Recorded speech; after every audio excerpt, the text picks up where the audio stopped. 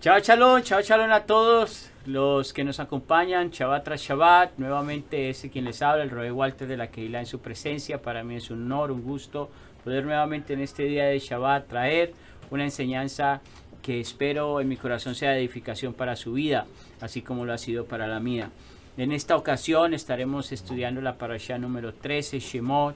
Pero antes de eso, déjeme decirle que estamos en el día 14 del mes de Tebet, según el calendario hebreo. Estamos también en el año 5782 de la creación, según el calendario de Gil el segundo.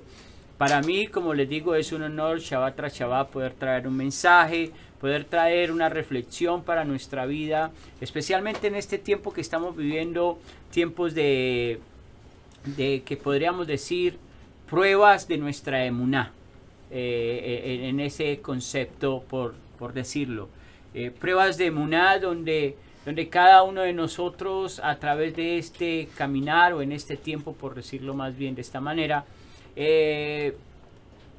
nos vamos enfrentando o confrontando a una realidad que no podemos negar. Lo que está sucediendo a nuestro alrededor es algo que yo creo que nadie lo tenía en la mente, nadie pensaba llegar a esta posición donde están sucediendo tantas cosas a nuestro alrededor, donde pues hay que decirlo con sinceridad, donde pareciera de que se está levantando algo muy fuerte que quiere oprimir a la humanidad.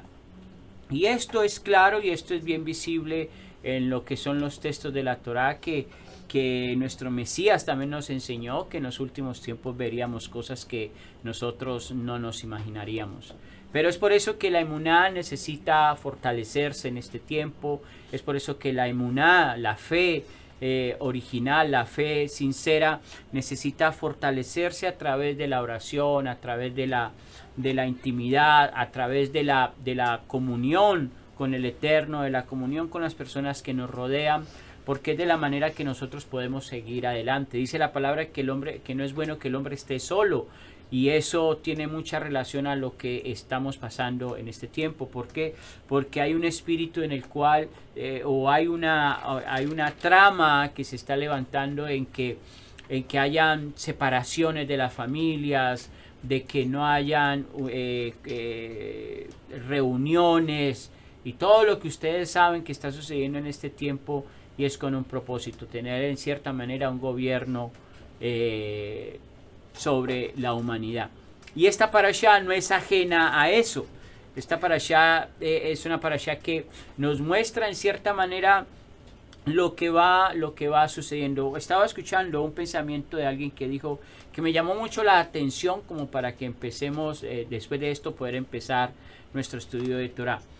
El pensamiento que hablaba era de que en esta parashá vemos algo que está sucediendo, que es que cuando ya murieron todos la generación de Yosef, ya se habían muerto todos, llegó un faraón y comenzó a oprimir al pueblo, ¿no? Al pueblo de Israel, inclusive a su propio pueblo.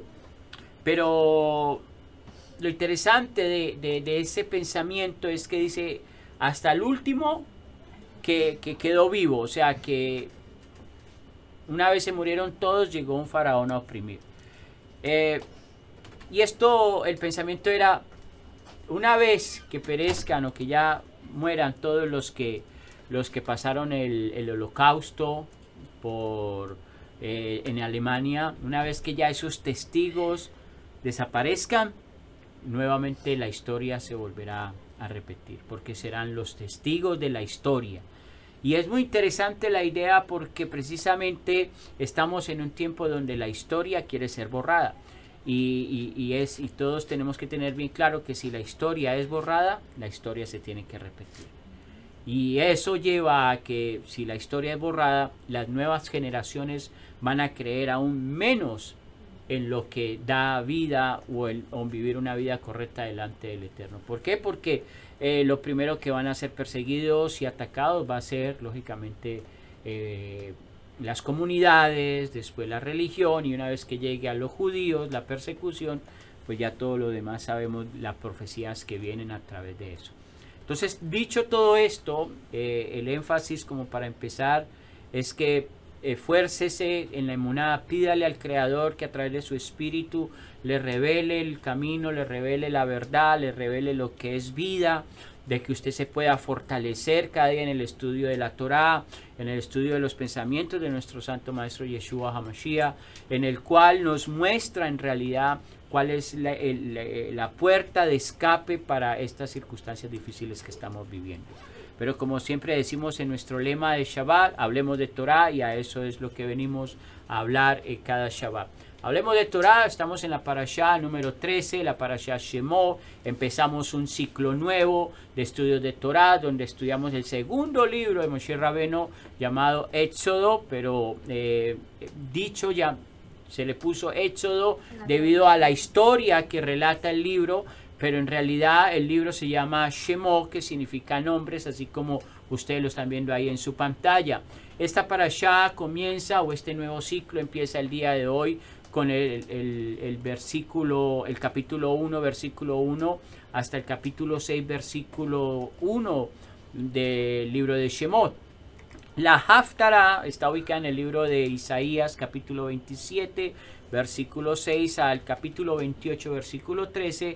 Y también se le puede agregar el libro de Yirmiyahu, Jeremías, capítulo 1, versículo 1 al capítulo 2, 3. Y la Brit Hadashah está ubicada en el libro de Hechos, capítulo 7, versículo 17 al 36. Y el libro de Hebreos, capítulo 11, versículo 23 al 26.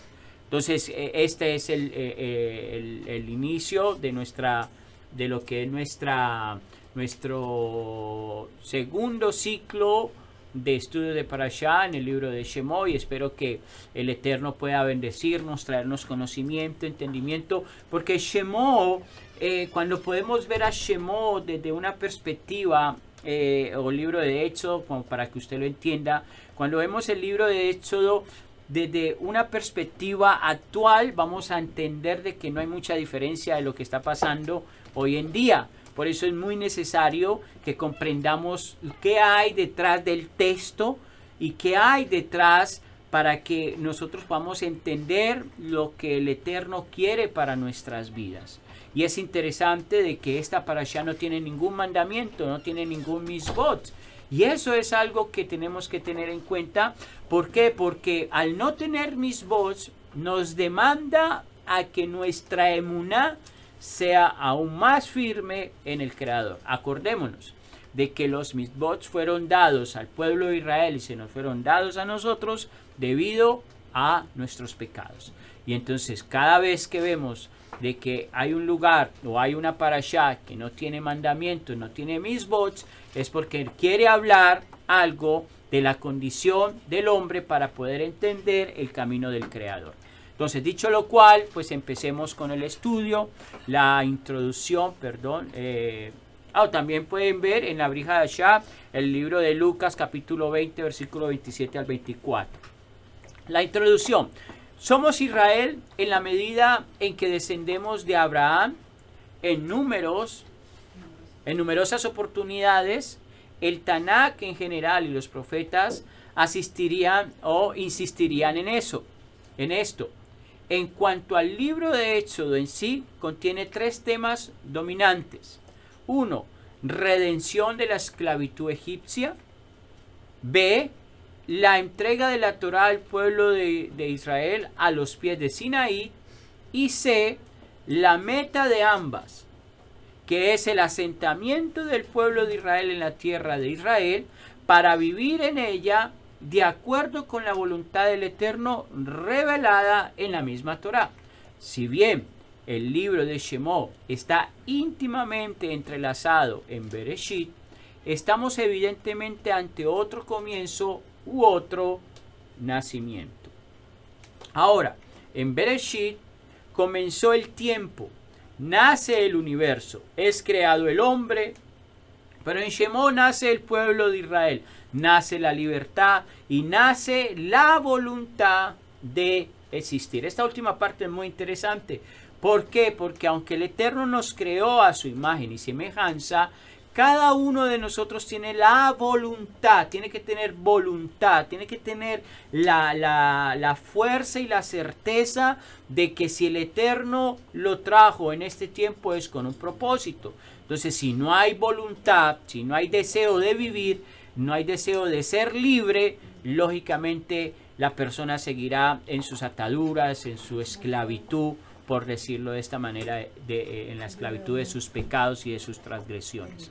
Ahora bien, en Éxodo capítulo 1, versículo 1 dice lo siguiente: estos son los nombres de los hijos de Israel que fueron a Misraim junto con Jacob su padre, cada hombre con su familia.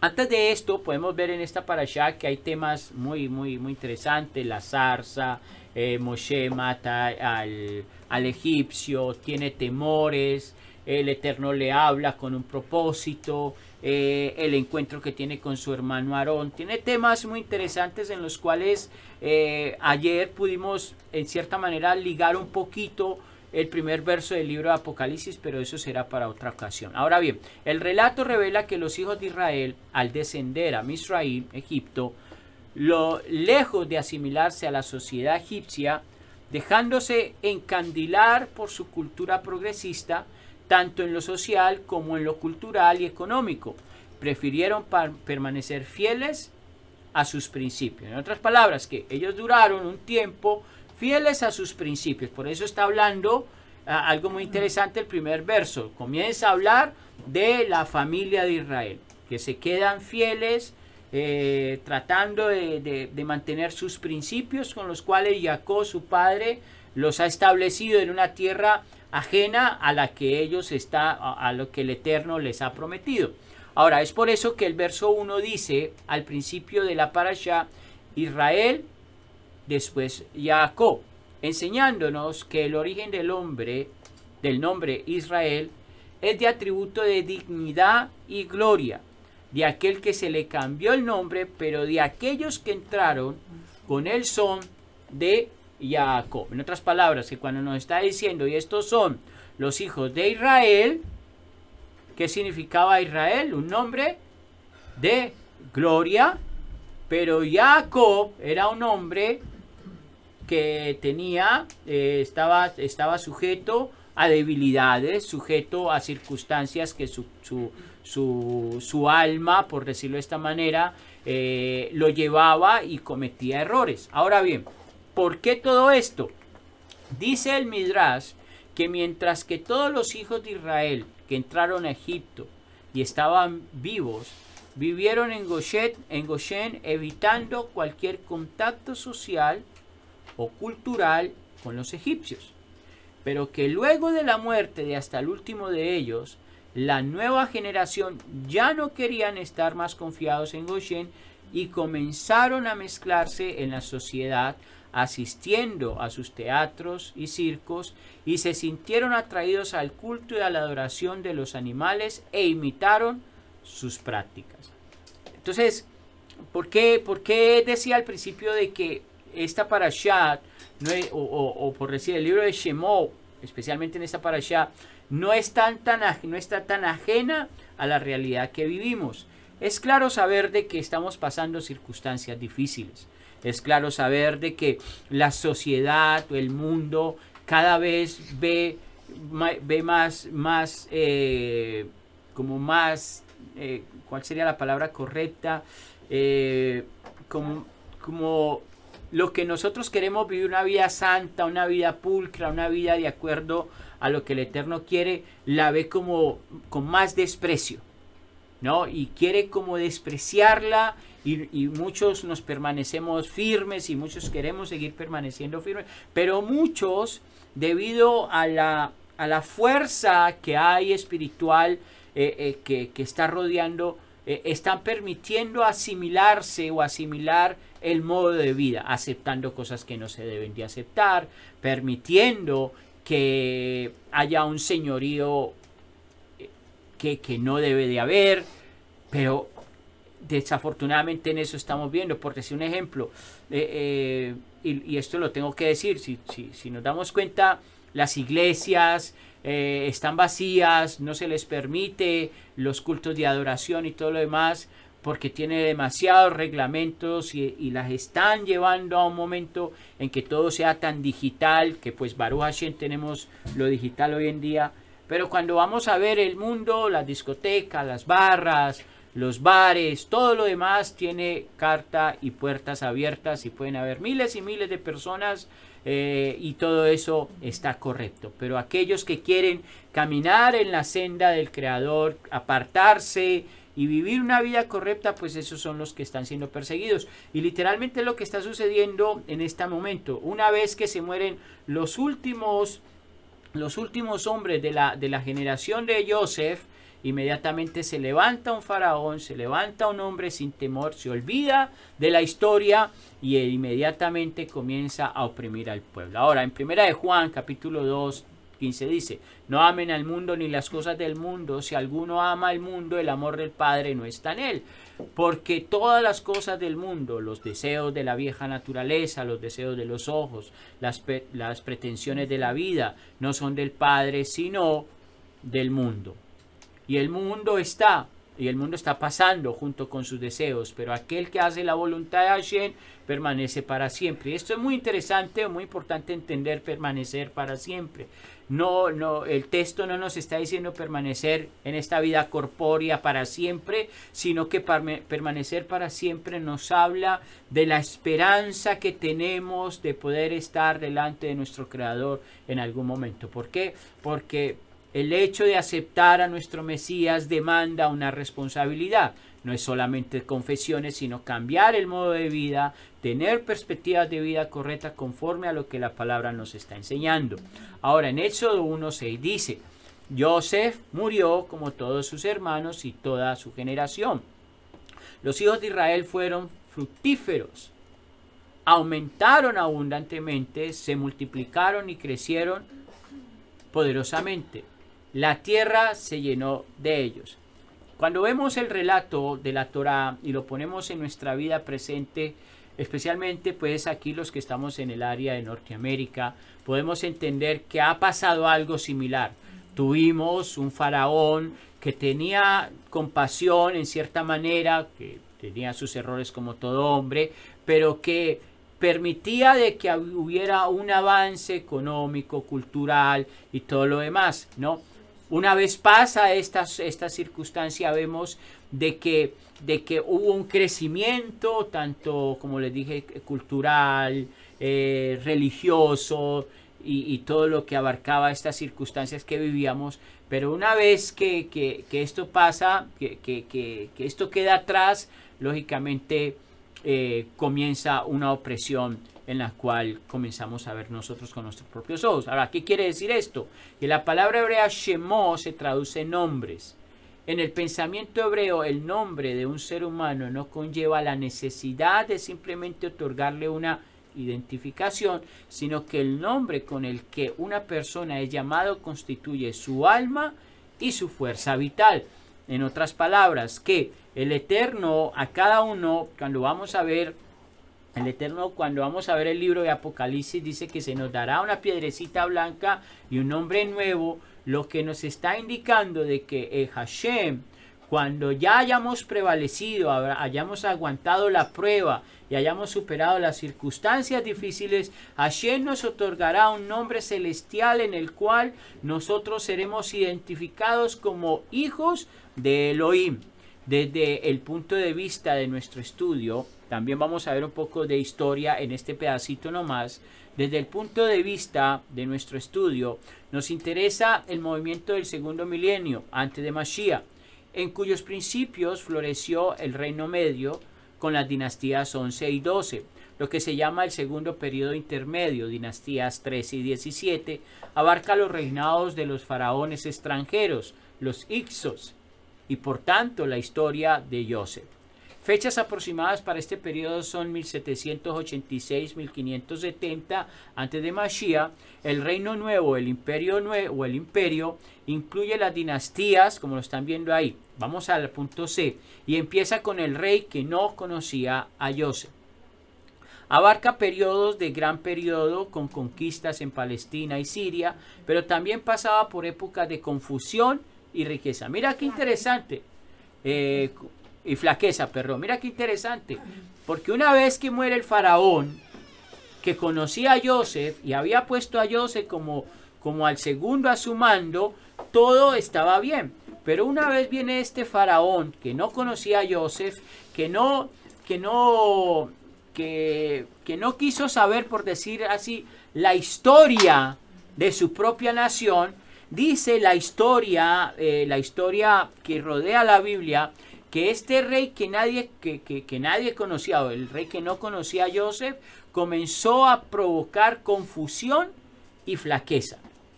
Y mira lo interesante de ese punto, de qué es lo que está sucediendo ahora: confusión y flaquezas. Eso está en el libro de Éxodo de Grand Rapids, Centro Evangélico de Formación Bíblica.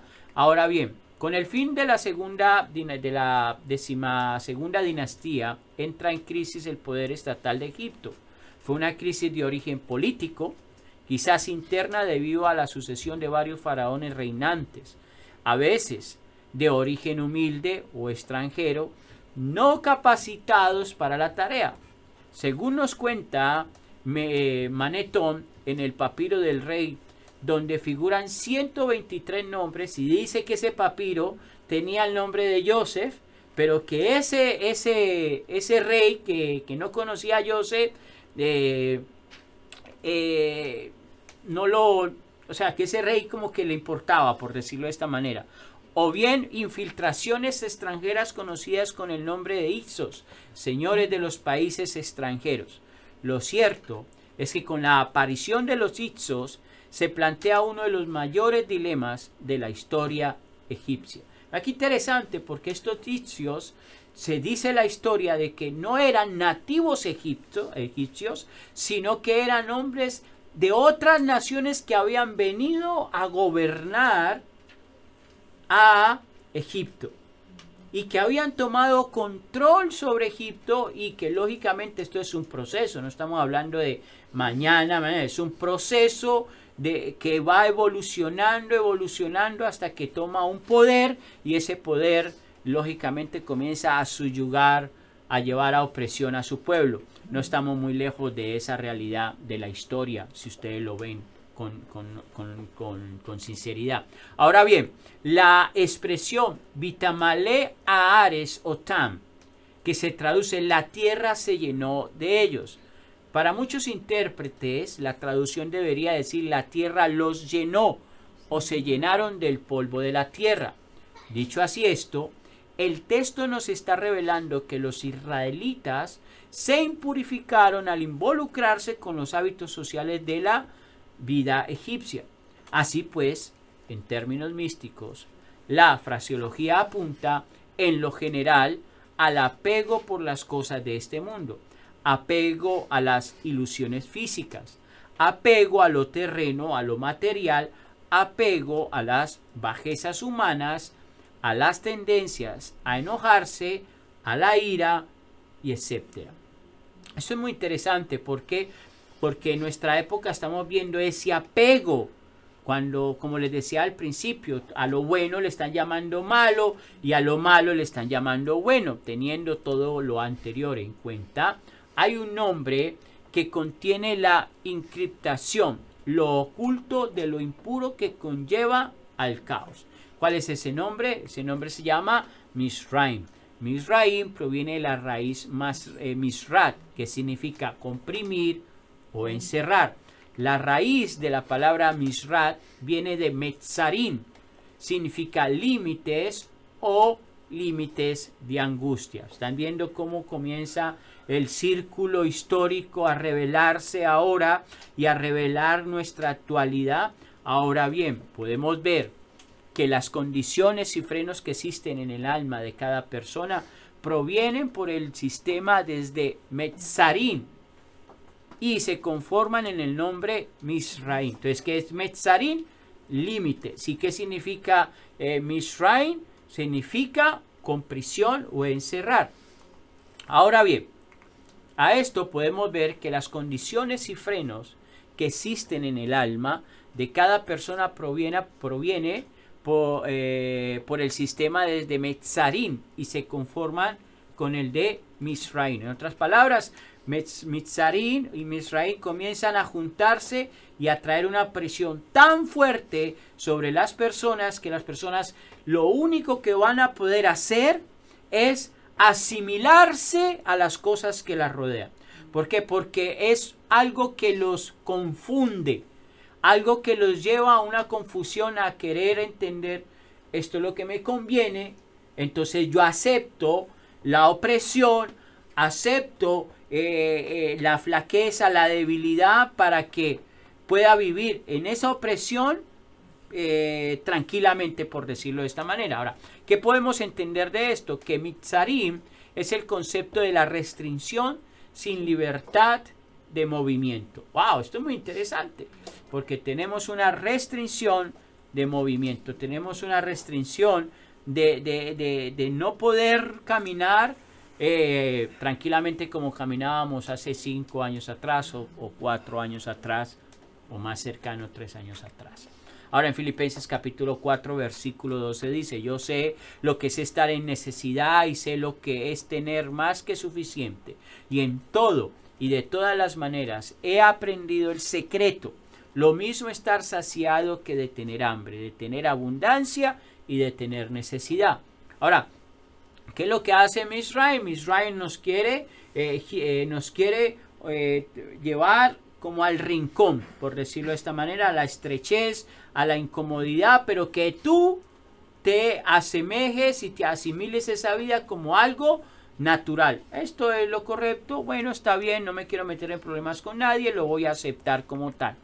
Ahora, ¿qué podemos entender de esto? Que el nombre Misraim simbólicamente trasciende a un lugar físico y representa la esclavitud material y moral, ¿cierto? Entonces, por eso tú estás viendo de que una cosa va llevando a la otra. Esto está en el Tratado Luqueteis y Job, volumen 6, página 11.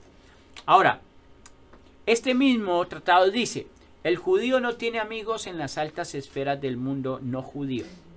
En cualquier momento puede alzarse un rey nuevo, o su amigo gentil puede volverse en su contra. Solo puede confiar en Hashem por su seguridad. Y es ahí donde donde yo quiero comenzar a llevar este estudio, para que usted y yo podamos comprender de que hay un trabajo que nosotros tenemos que hacer. ¿Cuál es ese trabajo que nosotros tenemos que hacer? Comenzar a comprender que hay que elevar nuestra emuná, que hay que comenzar a aceptar áreas y condiciones que nuestra alma tiene que no nos permiten avanzar, y que esas áreas y condiciones lo que hace es permitir que yo me someta, me asemeje a lo que Misraim me quiera, a donde Misraim me quiera llevar. En Éxodo 1:8 dice: ahora allí se levantó un nuevo rey sobre Misraim, y él no sabía nada de Joseph. Como les dije ahorita, cuando la historia es borrada, estás obligado a repetirla. Y dijo a su pueblo: miren, los hijos de Israel se han convertido en un pueblo demasiado numeroso y poderoso para nosotros. Cuando tú ves el texto, el verso 9, el mismo faraón está diciendo: y dijo a su pueblo, los hijos de Israel. ¿Sí? En otras palabras, que aunque habían muchos que se estaban asimilando a Misraim, habían otros que se estaban apartando, estaban teniendo la fuerza, la certeza, para que ellos no se asimilaran y pudieran seguir con la creencia que su padre Jacob les había fundamentado, las bases espirituales de creer en un solo Elohim. 10. Vengan, usemos astucia para tratar con ellos. La astucia. El ser humano que no teme al Eterno va a tratar con astucia de engañarnos, va a tratar con astucia de poder de poder brindarte lo mejor, con el simple hecho de poder después cobrarte el bien que te ha hecho. Un hombre astuto o la astucia mundana, la astucia del mundo, lo que hace es que te da para después cobrarte el doble. Entonces, todo lo que es gratis, todo lo que te dice que te están dando, hay que tener cuidado porque ¿quién lo paga? ¿Quién paga el bill? Cuando todo es gratis, cuando todo es regalado, cuando la educación, la vivienda, los servicios, todo es gratis, ¿quién paga ese bill? Entonces, usted tenga claro de que estamos pasando ese tiempo donde todo te lo quieren dar, pero Misraim te quiere manejar la mente para arrinconarte, para que tú solamente dependas de un faraón. Ahora bien, con ellos, de otra forma, ellos continuarán multiplicándose, y en el acontecimiento de guerra, ellos se pueden aliar con nuestros enemigos, pelear contra nosotros e irse de la tierra completamente. Este texto, investigando un poco, era uno de los textos que Hitler, cuando empieza la avanzada en contra del judaísmo, era uno de los textos de los textos banderas de Hitler para atacar al judaísmo y erradicarlos de la tierra. Porque él decía, ellos están siendo poderosos, familias que están creciendo, van a tener el poder sobre nosotros. Y esa fue la artimaña de Hitler para comenzar a querer erradicar el pueblo judío. Así pues, pusieron amos de esclavos sobre ellos para oprimirlos con trabajos gravosos. Y ellos edificaron para Faraón las ciudades de almacenamiento de Pitón, Ramsés y On, que es Heliópolis. Y esta parte es muy interesante, ya les digo por qué. En este punto podemos notar que este nuevo rey que entró, lo más correcto para mantener una sociedad balanceada era tener un correcto conocimiento del anterior gobierno. Al no tener ese conocimiento podemos ver la intención del nuevo líder. ¿Cuál era la intención del nuevo líder? Al no tener el conocimiento del gobierno anterior, reducción existencial del alma. Y esa parte, a partir de ahora vamos a comenzar a hablar un poco acerca de la reducción existencial del alma, donde Faraón quiere llevar a su pueblo. Las fuerzas del mal siempre tratan de atrapar a la persona y de impedir hacer el bien. Estas fuerzas están simbolizadas por Mitzraim o Metzarim, angostura, restricción o angustia, lo que representa el sufrimiento y las dificultades producto del pecado. En otras palabras, Job dijo que de lo que tanto meditaba, eso me vino. Sí, de lo que tanto pensaba, eso me vino. No es de ciegos entender de que Israel, por 200 y algo de años en Egipto, muchos se asimilaron después de que muere el último hombre de la generación de Jacob. Muchos se asimilaron a las costumbres egipcias. Debido a esas costumbres en las cuales ellos se asimilaron, comenzó a venir sobre ellos el sufrimiento y las dificultades que eran producto del pecado en el que Israel se estaba introduciendo. Ahora, ¿qué quiere decir esto? Que así sea que Egipto esté gobernado por un nuevo rey o por el viejo, el resultado es el mismo. En otras palabras, que es cierto que aunque haya en la actualidad algo que te quiera oprimir, lo que más te va a oprimir a ti es el pecado en el cual tú caigas. Y cuando tú caes en un pecado, ese pecado se convierte en tu faraón. Ese pecado se convierte en el que te va a oprimir. Ese pecado se convierte en el que te va a llevar a la angostura y a la necesidad. Por eso que cuando tú ves una persona o hablas con una persona que está en pecado, tiene su mente nublada, no comprende las palabras de vida que tú le estás dando, no comprende la luz que emana del estudio de la palabra, no comprende el mensaje divino por el cual el Eterno usó a un hombre, a una mujer, a un joven, a un niño, para que esa persona pudiera abrir sus ojos y entender la comprensión divina. Esto lo digo por conocimiento personal, porque en el transcurso nosotros, como los que enseñamos, los pastores, los maestros, que el Eterno nos llamó a este servicio, Baruch Hashem, que vemos muchas veces que tú das el consejo a las personas, pero las personas como que les cuesta, están viendo la realidad, pero como que les cuesta aceptarla, y es precisamente producto del pecado que hay en ellos, y ese pecado llamado Faraón, llamado Farot, que los lleva a esa condición, a no comprender lo que la luz divina quiere mostrarles. Ahora, en Gálatas 5:1 dice: de lo que el Mashiach nos ha liberado es para ser libres. Entonces estén firmes y no se dejen encadenar de nuevo al yugo de la esclavitud. Entonces, estar firmes no es simplemente decir yo creo, no es simplemente tener una confesión, como le decía anteriormente, sino estar firme es tener una actitud de rechazo a todo aquello que me aparta de la voluntad divina. En otras palabras, ¿qué es lo que me acerca a la voluntad divina? La voluntad divina dice de que hay un parámetro en el cual el Creador muestra para yo poderme acercar, llamado los misbots. Cuando vemos, el Eterno da 613 misbots, 613 mandamientos. Pero hemos sabido de que cuando tú llevas el número a la mínima expresión, vas a ver que 6 y 3 son 9 más 1 son 10. Son los 10 mandamientos codificados, los 613 mandamientos, que todo aquel que trate de guardar de la mejor manera esos 613 mandamientos va a poder tener un apego al Creador.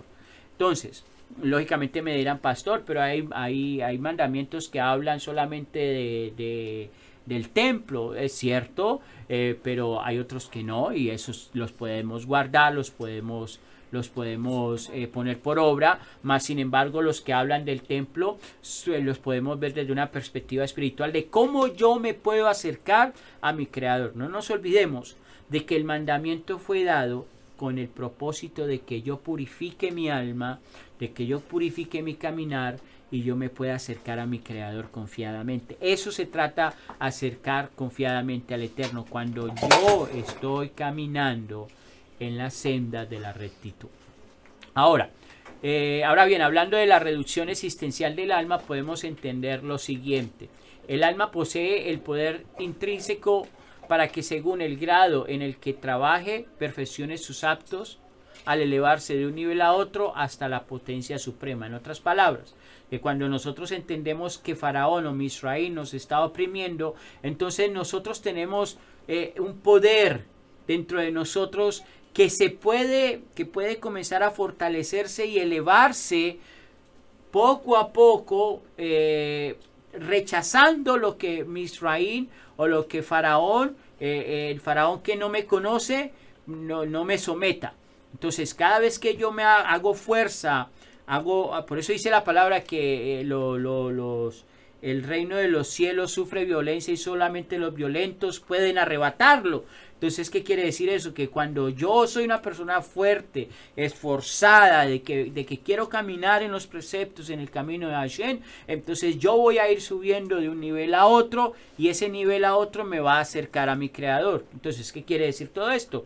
Que el alma, para poder ser digna de toda la gloria que le está destinada en el futuro, la raíz del alma necesariamente tiene que ser grandiosa, pero es temporalmente degradada con el propósito de elevarla y beneficiarla al final. Es muy interesante, porque a veces decimos nosotros, ay, ¿por qué me pasan estas circunstancias? ¿Por qué me pasan? ¿Por qué a mí y no a otro?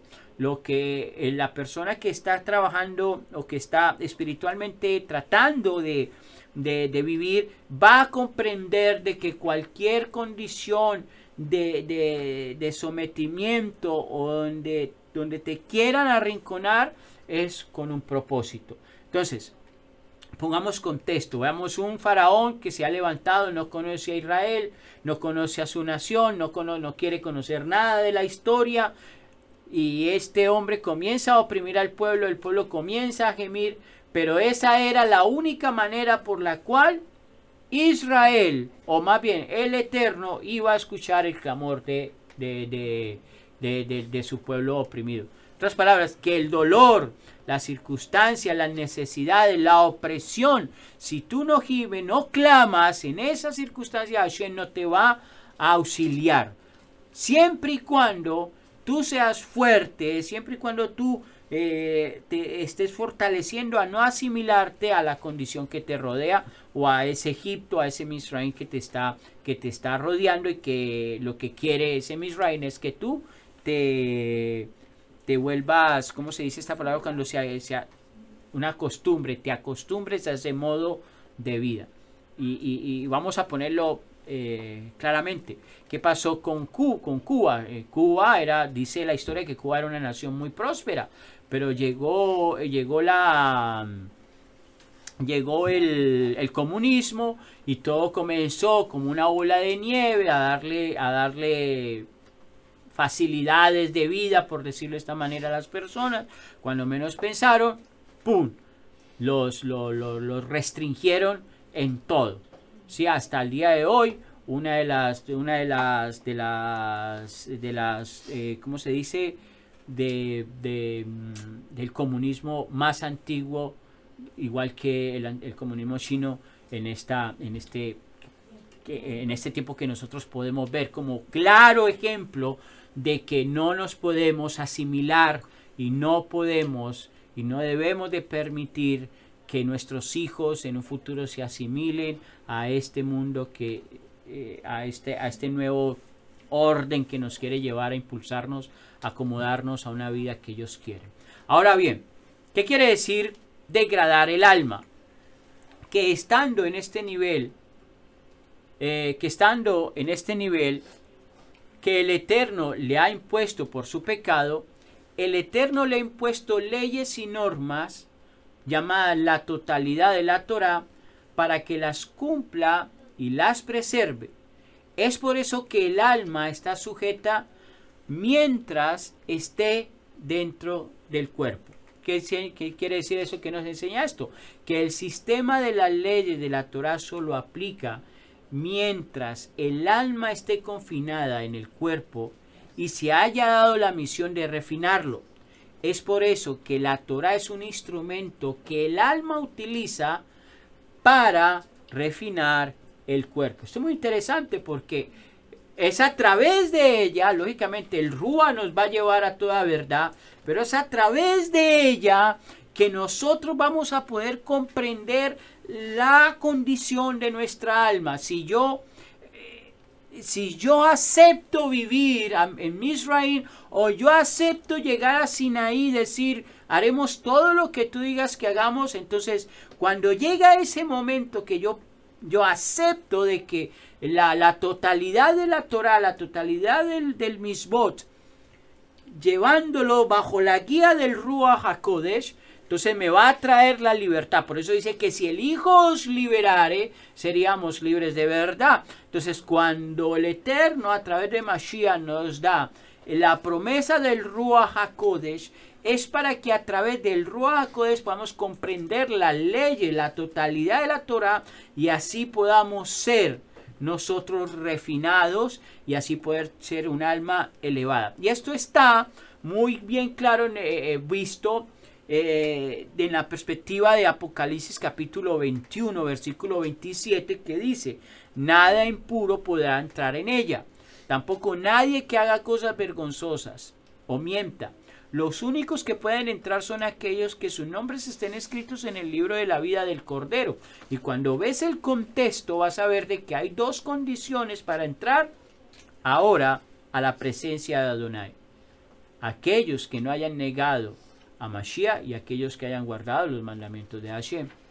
Entonces te estás dando cuenta que una de las intenciones de degradar el alma del ser humano y no permitirle acercarse a su Creador es alejar el conocimiento de las misbots, alejar el conocimiento de la voluntad divina. Uno dice: yo quiero conocer tu voluntad.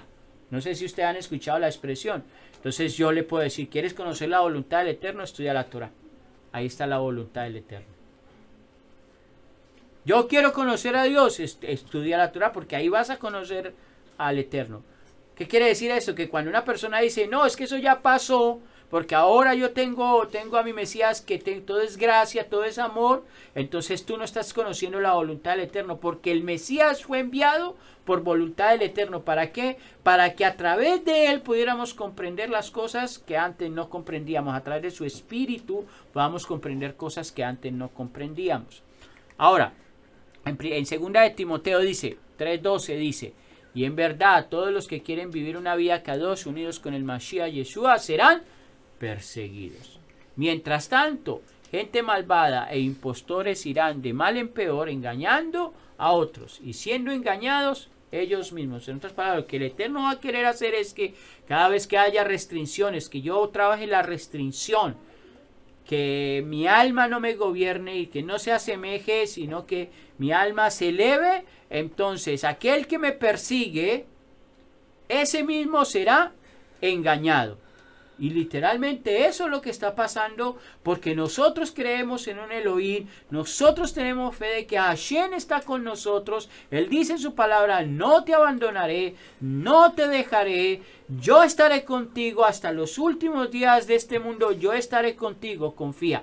Entonces cuando entendemos de que mi alma quiere aceptar ese beneficio, yo tengo que hacer un trabajo fuerte y decirle a mi creador Hashem, aquí estoy yo. Hashem, yo quiero que tú me hables, yo quiero que tú enciendas la zarza, que me hables a mí, que yo pueda, esa zarza representa quemar todas las impurezas de mi vida. Por eso cuando vemos el texto que Moshe se está acercando a la zarza, le dice, quítate los zapatos, quítate las sandalias, porque esto es un terreno santo, un terreno kadosh. En otras palabras, lo que le está diciendo a Moshe, quítate tu camino, quítate lo que arrastrabas, quítate de encima lo que no te permitía acercarte a mí, porque ahora yo te estoy purificando, yo te quiero acercar, yo quiero que seas tú el enviado mío para que lleve redención, redención a aquellos que están en Misraim, redención a aquellos que están siendo oprimidos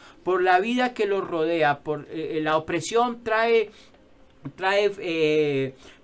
la opresión te va a traer que te quedes sin esperanzas, que te quedes sin el deseo de vivir. La opresión te va a traer hambre, te va a traer necesidades, la opresión te va a traer angustias, enfermedades. Y lo que quiere Hashem es decirnos, acércate a la zarza, ven, acércate a mí, quítate tus sandalias, porque tú llevarás un mensaje. Pero si tú no te quitas tus sandalias, no te quitas el pensamiento antiguo, no te quitas lo que te ata, no permites que yo refine tu alma, entonces tú no podrás ser el mensajero por el cual yo he puesto en ti un propósito. Entonces cuando eso sucede, el Eterno va a decir, ¿sabes qué?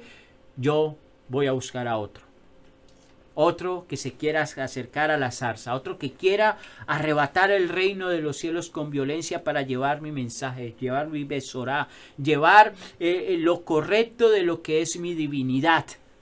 Y entonces ahí el Eterno comienza a decirnos, este es mi hijo amado en quien yo tengo complacencia, porque este hijo se apartó del mundo y hizo la voluntad que yo le dije que hiciera. En Éxodo 1:11 dice, así pues pusieron amos, esclavos sobre ellos para oprimirlos con trabajos gravosos, y ellos edificaron para Faraón ciudades de almacenamiento de Pitón, Ramsés y On, que es Heliópolis. Esto es muy interesante. Ahora bien, este texto nos habla de dos puntos muy importantes que no podemos pasar por alto. Uno, opresión. La opresión te lleva a hacer cosas que tú ni te imaginas. La opresión, como dice un dicho, la opresión te lleva a negar hasta tu mamá. La opresión te hace, dice la palabra, de que el pecado, la opresión, la necesidad de algo te llevará, inclusive dicen uno de los profetas, que se comerán hasta sus hijos por el hambre. Eso se llama la opresión, donde ya no hay salida, donde ya no tengo auxilio, y lo único que yo puedo hacer es tratar de una u otra manera de cómo sobrevivir. Y ve ciudades de almacenamiento. Y esta parte es muy interesante, porque cuando vemos el texto, ciudades de almacenamiento, nosotros entendemos que son ciudades de almacenamiento donde el rey iba a guardar sus tesoros, donde el rey iba a guardar todo lo que le pertenecía a él, bien sea ganados, agricultura y todo lo demás. Almacenaje, la palabra almacenaje se llama ha-mishkenot. Miren qué interesante, ha-mishkenot, cuya raíz viene de la palabra mishkan, que significa tabernáculo, moradas o tiendas. Lo que podría indicar que la intención no solo era que se hicieran lugares de almacenamiento, sino también lugares de culto. Por eso tú vas a entender el texto cuando le dice Moshe, y se va y se ve con el faraón, le dice, deja ir a mi pueblo a que me adoren a camino de 3 días. ¿Sí? ¿Por qué? Porque esos lugares no solamente eran lugares de almacenamiento, sino lugares también muy posiblemente de culto. Dice el tratado Sotá 11a, estas ciudades se desmoronaban constantemente y debían ser construidas todo el tiempo. En otras palabras, de que cuando una persona está levantando altares vanos, esos altares no tienen poder. Esta afirmación se basa en la palabra mishkenot, tesoros, que connota tanto con la palabra sakaná, peligro, como también con la palabra mishken, pobre. Esto es muy interesante la idea, porque Mashiach nos va a revelar algo que está intrínseco en estas palabras. ¿Qué nos enseña esto? Que la persona debe construir su hogar sobre un cimiento de sabiduría de la Torá. De lo contrario, deja su casa espiritualmente pobre y en peligro de colapso espiritual. Pero cuando construye su hogar con sabiduría, crea una ciudad de tesoros espirituales. Eso está en Luquetei Moharán 1, folio 266. Y lo interesante que nuestro Mashiach nos enseña esta revelación en el libro de Mateos capítulo 7 versículo 24. Dice, así que todos los que oyen estas palabras mías y actúan por ellas serán como un hombre prudente que edificó su casa sobre el cimiento de roca. La lluvia cayó, los ríos crecieron y los vientos soplaron con ímpetu contra aquella casa, pero no se derrumbó porque su cimiento estaba en la roca. Pero cualquiera que oye estas palabras mías y no las pone por obra será como un hombre estúpido que edificó su casa sobre la arena. La lluvia cayó, los ríos crecieron, el viento sopló con ímpetu contra la casa y se derrumbó, y su derrumbe fue horrendo.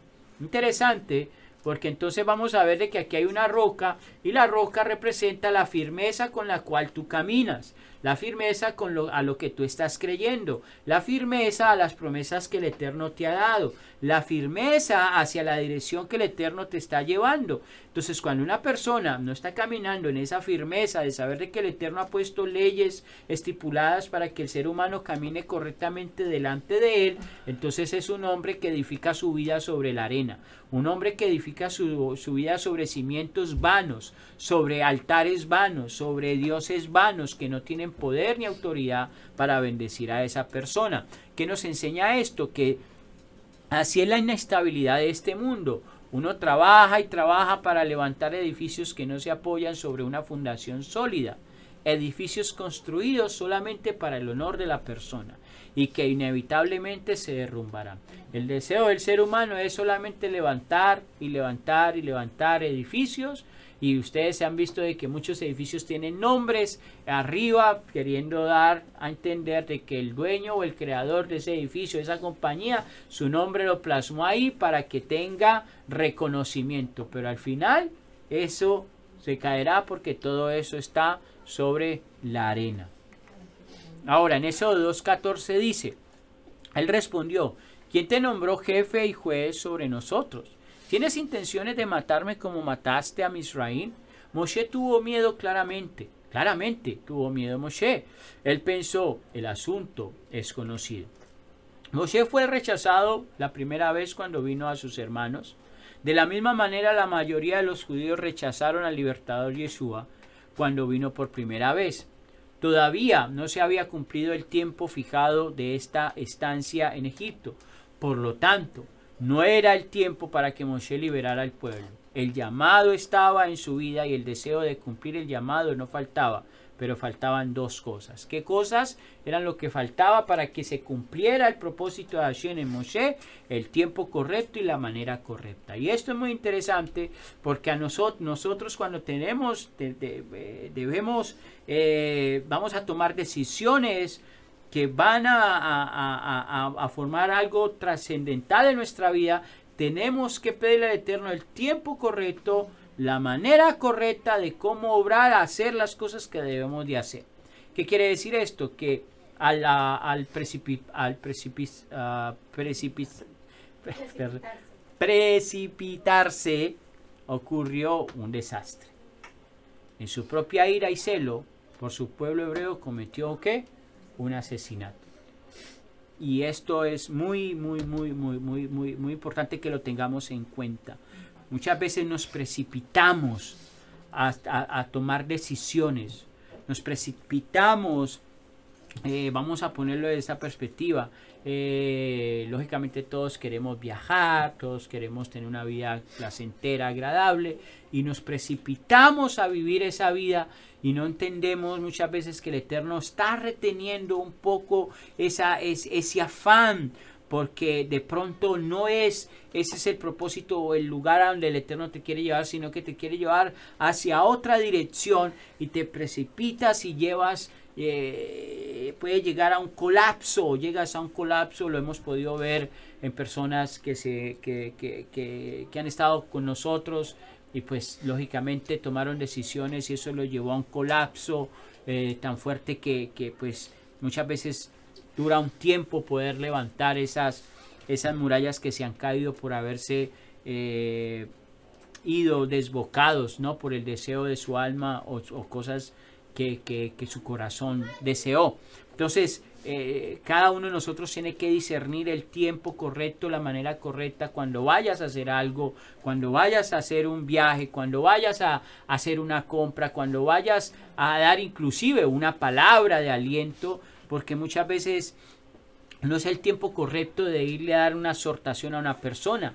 Muchas veces no es el tiempo correcto de irle a decir a la persona cuál es el camino que debes de seguir, o muchas veces hablamos de una manera incorrecta y la persona se puede ver aludida a esa situación. ¿Qué nos enseña esto? Que el secreto del éxito en el reino es colaborar con el Eterno en sus proyectos y no hacer las cosas a nuestra manera. Eso es muy importante. Cuando ponemos nuestras metas, nuestros planes, cuando ponemos todo delante del Creador, entonces nosotros vamos a entender de que el Eterno se volvió parte de mis planes y el Eterno me va a guiar, me va a dirigir, me va a conducir, me va a llevar a la amplitud donde Él quiere llevar a sus hijos. Ahora, en Juan 5:19 dice, por lo tanto, Yeshua les dijo esto. Si en verdad les digo que el Hijo no puede hacer nada por sí solo, sino lo que ve al Padre hacer. Cualquier cosa que el Padre hace, el Hijo también las hace. Pero un favor, ¿me pueden traer agüita, por favor? El Padre también las hace. Porque el Padre ama al Hijo y le enseña todo lo que Él hace. Y le enseñará aún mayores cosas que estas. De modo que ustedes se sorprenderán. Así como el Padre levanta a los muertos y los resucita, también el Hijo resucita a quien quiere. Por eso le digo que tiene que haber un tiempo correcto, hay una manera correcta. Podemos ver que Yeshua depende totalmente de su Padre. Así, la voluntad del Eterno tenía éxito en su vida. En Isaías 53:10 dice, no obstante, le complació a Yahweh quebrantarlo con enfermedades para ver si se presentaba a sí mismo como ofrenda de culpa. Si lo hace, verá su cera y prolongará sus días y a su amo y a su mano el deseo de Hashem será cumplido. ¿Qué nos enseña esto? Que nosotros no podemos hacer nada sin la ayuda de Mashiach. Nada. Baruch Hashem. En Juan, capítulo 15, versículo 4, dice, permanezcan unidos conmigo, está hablando de Yeshua, como yo con ustedes, porque como la rama no puede dar fruto por sí sola, separadas de la vid, así ustedes no pueden dar frutos separados de mí. En otras palabras, que todo lo que nosotros hagamos, todo aquello que nosotros vayamos a decir, o a hacer, tenemos que involucrar tanto al Padre. Ahora, tenemos que entender esta parte, porque ustedes dijeron, hay que ponerlo delante del Eterno, ¿cierto? Decir, acuérdense que Mashiach es el enviado del Eterno. Y todo lo que se le habla a Mashiach es como si se lo estuviéramos hablando a nuestro Creador. Por eso pedimos, Padre, a través de los méritos del Mesías, te pedimos a través de su nombre, por sus méritos, a través de tu misericordia, que podamos poner por obra este proyecto, que podamos hacer esto y esto. Por eso Mashiach involucra al Padre, y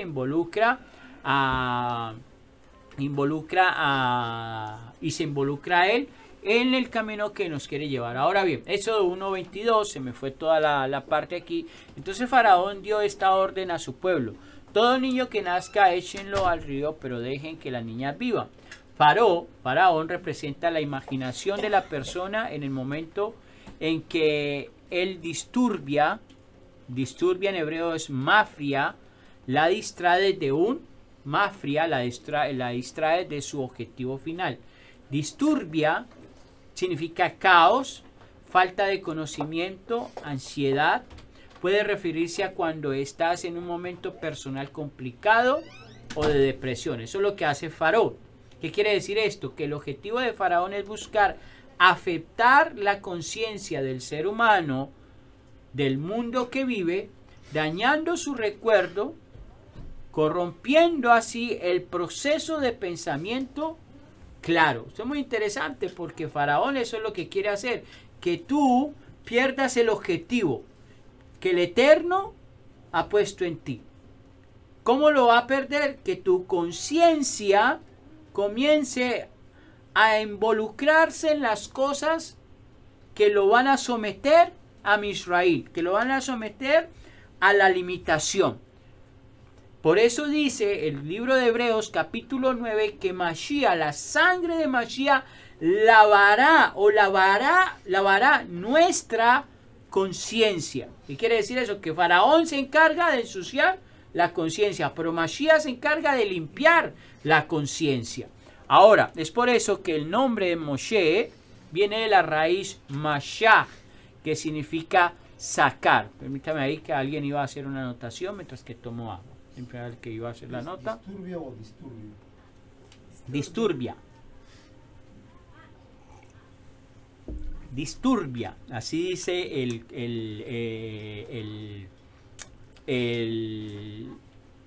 hay disturbio y hay disturbia. ¿Okay? Hay dos palabras que parecen iguales, pero no lo son.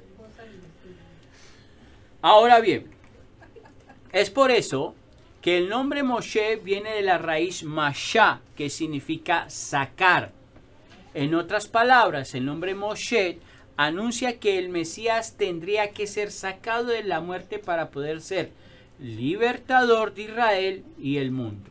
En Hechos capítulo 2:31 dice, hablaba de antemano de la resurrección del Mashiach, que iba a ser quien no sería abandonado en el Sheol y cuya carne no vería corrupción. 32. Hashem levantó a Yeshua y todos nosotros somos testigos de esto.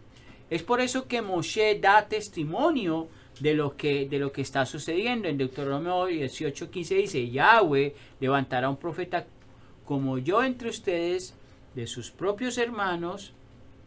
Tienen que prestarle atención a él. En otras palabras, que cuando Mashiach, el trabajo de Mashiach era traer redención, a través de Mashiach viene el perdón de los pecados, pero también a través de Mashiach viene la limpieza de nuestra conciencia. ¿Cómo Mashiach ayudaría en el propósito divino para limpiar la conciencia? La promesa de él, dejaré aquel que los lleve a toda verdad, a Ruach HaKodesh. En otras palabras, que para recibir poder de Ruach HaKodesh, tengo que aceptar a mi Mashiach y que él es el que va a lavar mi conciencia. ¿Okay? En otras palabras, que a través de Mashiach y a través de que Mashiach nos da Ruach HaKodesh, puedo yo ahora entender Torah Kadosh, ¿sí? Torah Emet, la Torah de verdad, la palabra de verdad.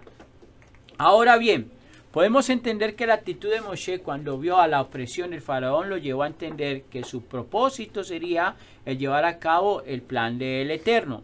El alma se eleva gracias a las excelencias de sus actos, eso lo dice Ranjal. En otras palabras, que cuando tú te quieres elevar, cuando tú quieres elevar tu alma, por decirlo de esta manera, quieres elevar tu alma, entonces lo que debes de hacer es comenzar a hacer actos de justicia y de bondad. ¿Qué son actos de justicia y de bondad? Lo que Mashiach nos enseña que nosotros debemos hacer. Llévale pan al hambriento, dale la mano al necesitado, abriga al que necesita un abrigo. Eso se llama actos de justicia y bondad. Lo que el rey injusto no hizo, tú, siendo justo en la justicia divina, tú actúas. Por eso vas a ver en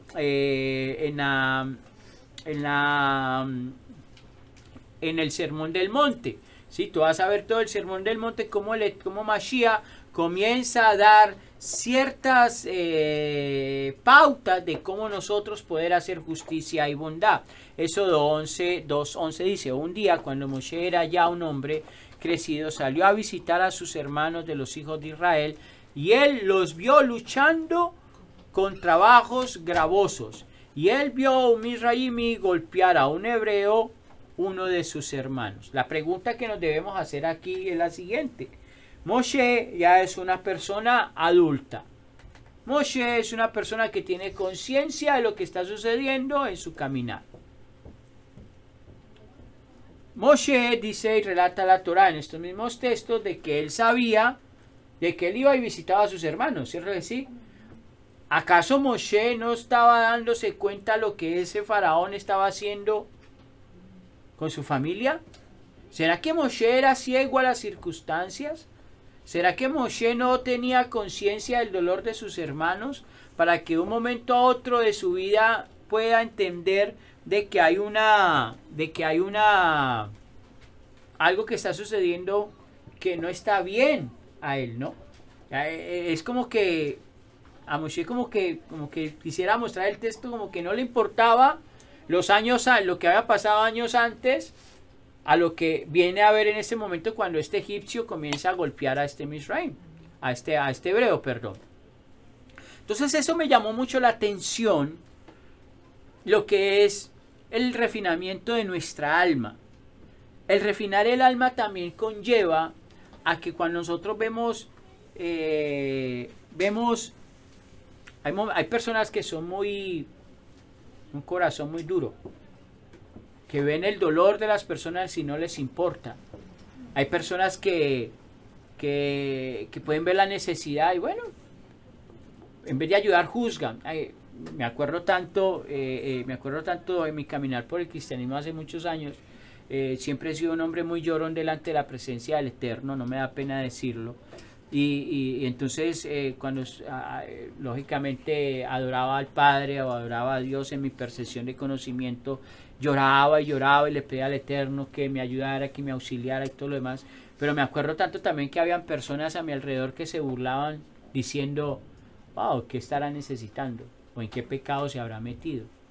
Entonces hay personas que no tienen esa sensibilidad de Ruach para comprender de que hay un alma que está en una necesidad, y en vez de ayudarla a levantar, lo único que hace es juzgarla y oprimirla más, y lo que no sabe es que esa persona está actuando bajo el poder de Faraón. Sí, está actuando bajo el poder del opresor, y entonces comienzan a juzgar, y son personas que no tienen esa conciencia. Por más que dicen: Jesús te amo, Yeshua te amo, Señor te amo, pero cuando ven la necesidad, cuando ven que la persona resbaló, en vez de levantarlo, lo único que hacen es juzgarlo y atarlo con las palabras. Pero Baruch Hashem, que el Eterno es fiel y es verdadero, y él no permite que sus hijos caigan en vergüenza, sino que al mofador lo avergüenza delante de su propia mentira.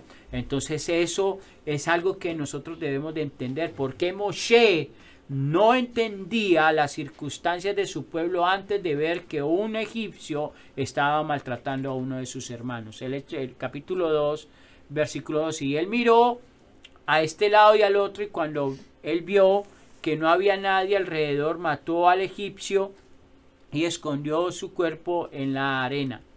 ¿Qué quiere decir esto? Que el Eterno solamente creó la mala inclinación para poner a prueba a los seres humanos. Es conforme a la excelencia de sus actos que el alma adquiere para sí la capacidad de elevación espiritual para elevarse de un nivel a otro. Con esto no estoy diciendo que bravo, Moshe, porque mataste a un egipcio. Absolutamente no. Lo que estamos tratando de poder entender es que de la única manera en la cual Moshe podía ser llamado ese siervo que traería redención era que un acto de justicia y de bondad lo llevara al lugar donde él necesitaba estar. Y ese acto de justicia y bondad lo llevó a caminar o lo llevó a estar fuera de Misraín 40 años pastoreando ovejas. Un acto de justicia y bondad te puede elevar tu nivel espiritual. Un acto de justicia y bondad te puede acercar a tu Creador.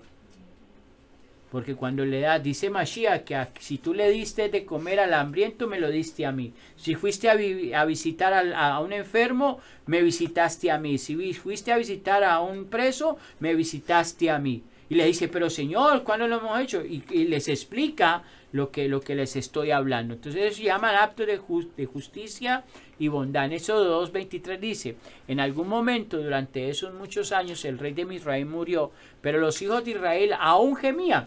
Pon cuidado, que ese que los oprimía había muerto, pero ellos aún gemían. En otras palabras, que la condición del alma se había quedado sujeta en el dolor y la angustia de la opresión. Y así hay muchos que han pasado pruebas, circunstancias difíciles, pero ya son libres, ya ven una luz, ven la justicia del Eterno y todavía siguen metidos en la angustia y el dolor que les provocó el opresor que murió. Y ellos clamaron y su clamor fue para rescate de la esclavitud. Y subió a Elohim. Entonces, en otras palabras, que hasta que tú no clamas, hasta que tú no te postras, no te humillas, el rescate no vendrá. Y Elohim oyó el gemido de ellos, y Elohim recordó su pacto con Abraham, Isaac y Jacob. ¿Elohim se olvida?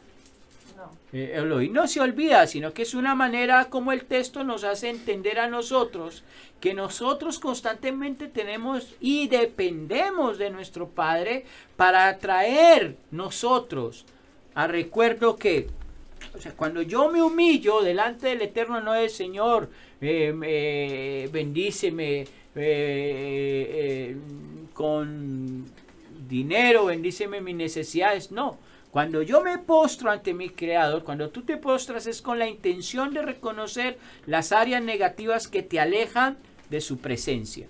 Entonces, cuando lo reconoces delante del Creador, Él dice, este hijo mío ya está entendiendo el propósito por el cual lo llevé a esa opresión, para que ahora reconozca que el motivo de la opresión fue la caída o el pecado en el que él está. Entonces dice, y Elohim miró a los hijos de Israel y les dio y se les dio a conocer.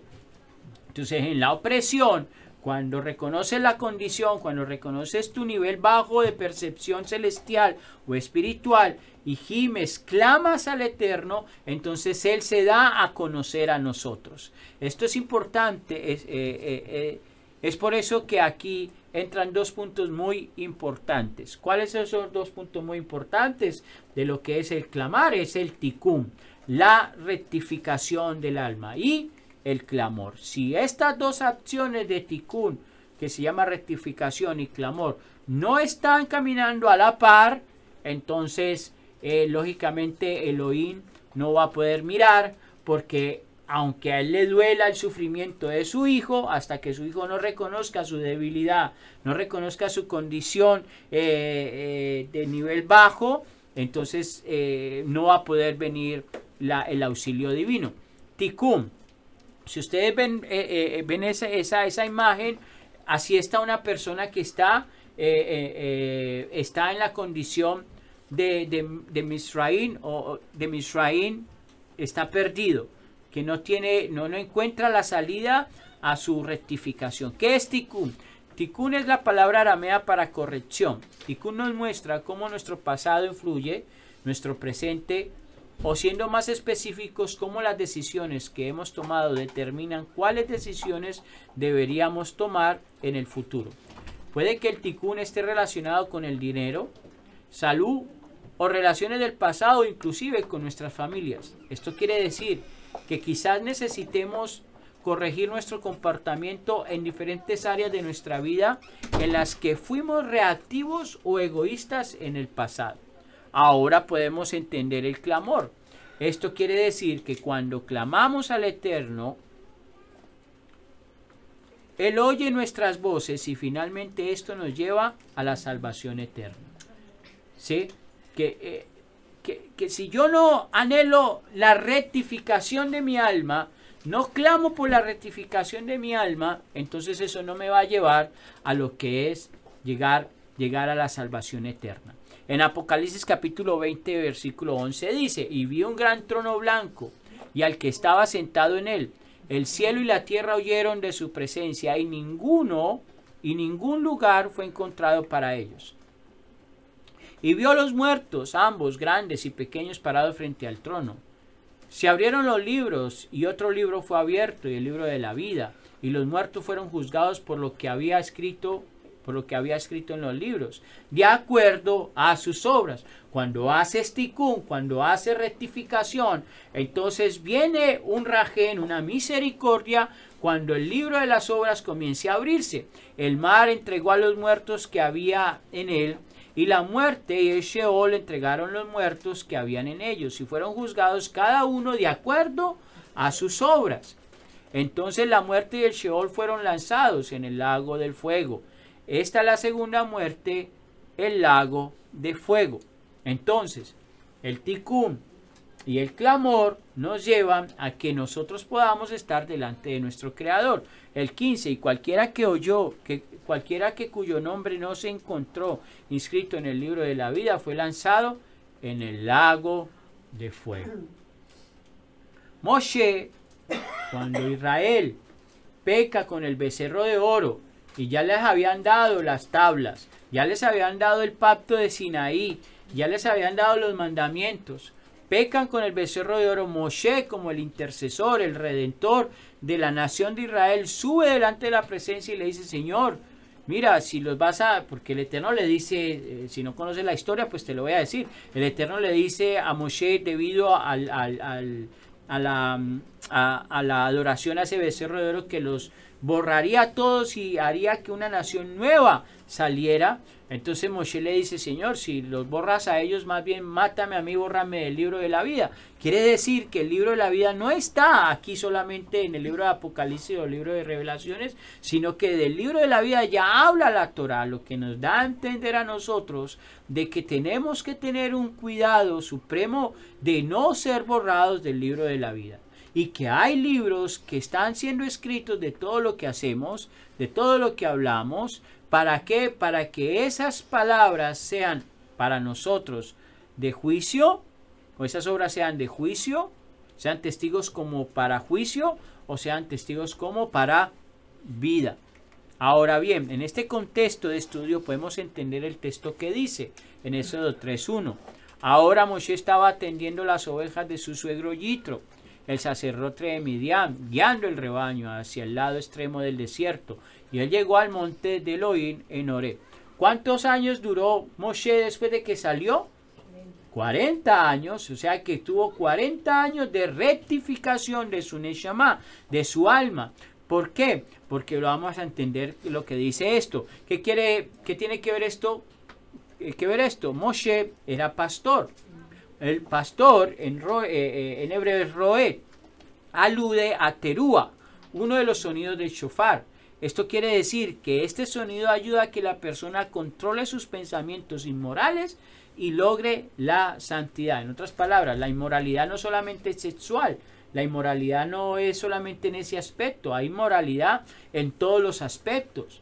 Entonces, lo que hizo Moshe a través de la enseñanza de su suegro Yitro era elevar su alma a una rectificación, a un tikkun, para que él pudiera ser un pastor que con su voz pudiera llevar al pueblo de Israel y ellos pudieran lograr una elevación moral y poder llegar a la santidad. ¿Qué hizo Mashiach? Mashiach nos llama, Mashiach nos conduce, Él es nuestro pastor, Él es el que lleva su redil por el camino correcto, y dice la palabra que aquel que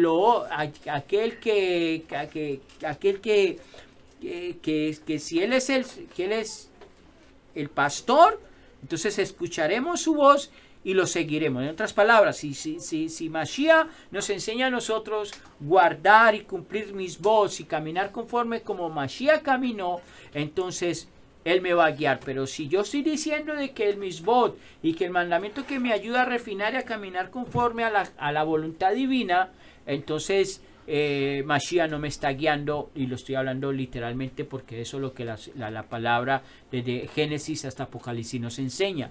Gálatas 5:19 dice: y es perfectamente evidente lo que la vieja naturaleza hace, se expresa a sí misma en inmoralidad sexual, impurezas e indecencias, idolatría y abuso de drogas en conexión con el ocultismo, en pleitos, enemistades, ira y celos, en la ambición egoísta, divisiones e intrigas y envidias, en borracheras, orgías, cosas semejantes a estas. Les advierto ahora, como les advierto antes, les he advertido antes, aquellos que hacen tales cosas no tendrán parte en el reino de Yud-Heh-Vah-Heh Hashem Yahweh.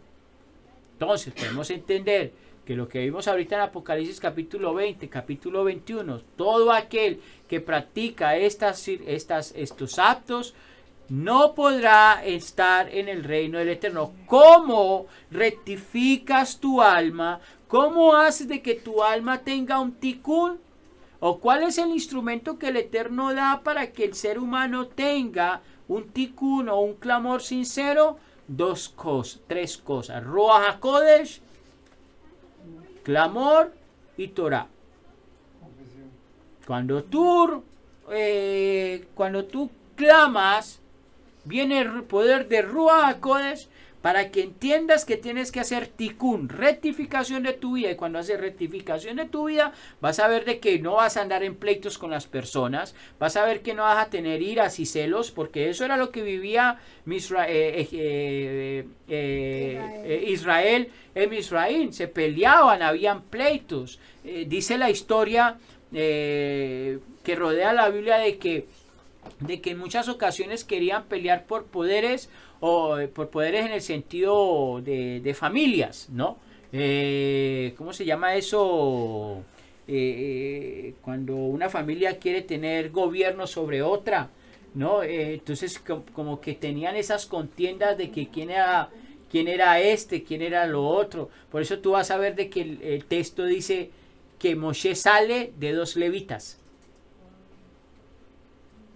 No sale de Judá ni de Shimeón, sino que sale de 2 levitas, o sea que su simiente, o más bien que Moshe viene de una simiente que se iba a entregar a Hashem e iba a alejarse de la idolatría. Mira que es muy interesante la idea, porque esto me lleva a una reflexión o a entender algo, que cuando nosotros comenzamos a que nuestros hijos crezcan en una simiente sana, pura, ellos serán llamados a que tengan un propósito divino en el tiempo que a ellos se les ha determinado.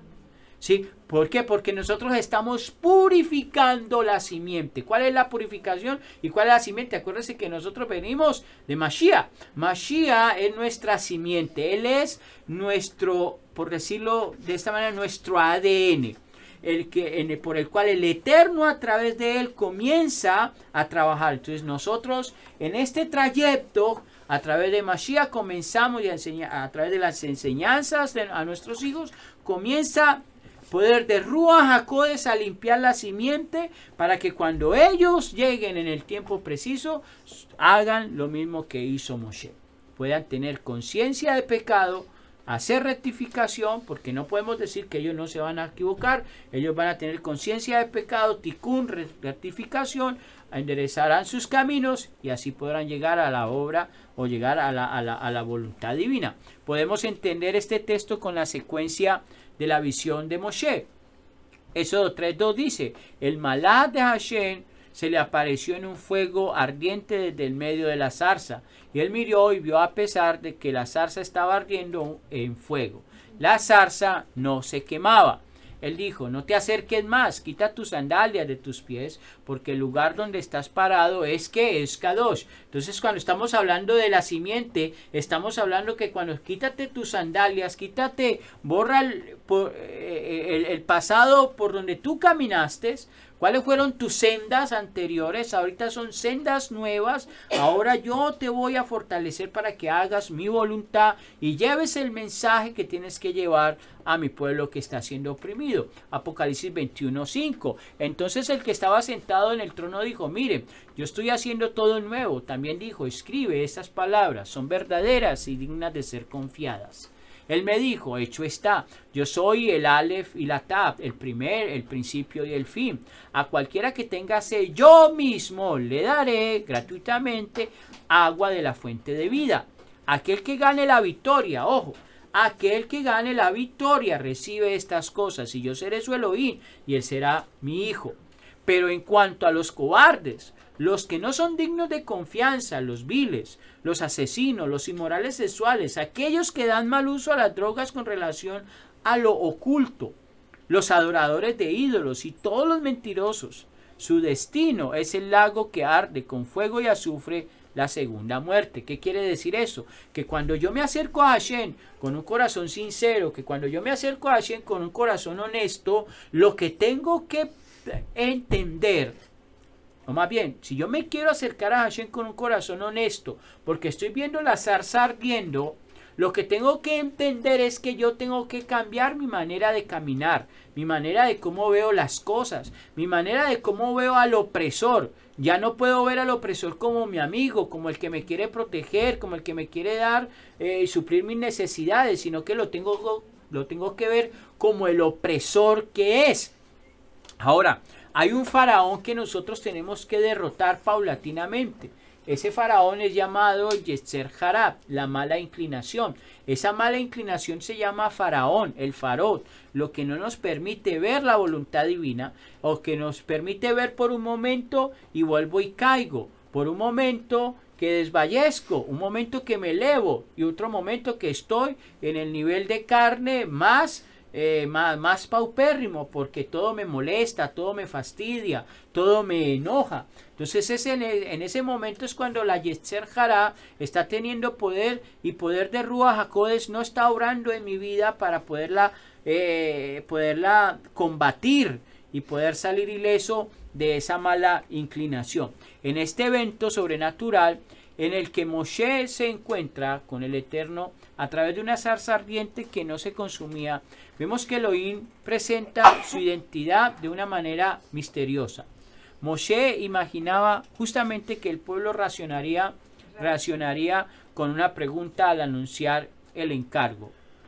Preguntará cuál es su nombre. Y con esto, permítame a ver. Entonces aquí Moshe comienza a decirle al Eterno, pero ellos no me creerán, ¿cierto? Una de las partes interesantes dice que Moshe dice, no entiendo, porque Moshe dice que él era tardo para hablar y todo lo demás, pero cuando tú vas al libro de Hechos, en la Brit Hadashah de esta parashá, ves que creo que es Esteban dando testimonio de él diciendo que era un hombre orador, que era un hombre que tenía facilidad de hablar. Entonces lógicamente vemos que los textos pareciera como que están en contradicción uno al otro.